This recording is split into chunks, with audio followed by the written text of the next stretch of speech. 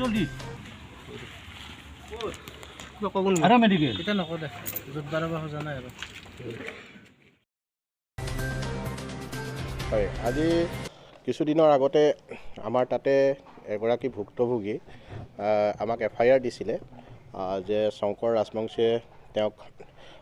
বিভিন্ন ধৰণে হাৰেষ্ট কৰি আহিছে আৰু তেওঁ এজন বিবাহিত লোক হয় গতিকে সেই হিচাপে তেওঁ যথেষ্ট ভিক্টিমাইজ হৈ আছিলে আমাৰ ওচৰত সেই সংক্ৰান্তত এখন FIR দাখিল কৰিছিলে তাৰ বাহিৰেও কিছুমান সমাজত কিছুমান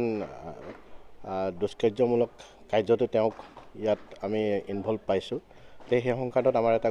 গোচৰ ৰুজু হৈছিলে 13/22 আৰু সেই হিচাপে আমি তদন্ত অব্যাহত ৰাখিছিলোঁ আৰু আমাৰ গোপন তথ্যৰ ভিত্তিত যোৱাকালি আমি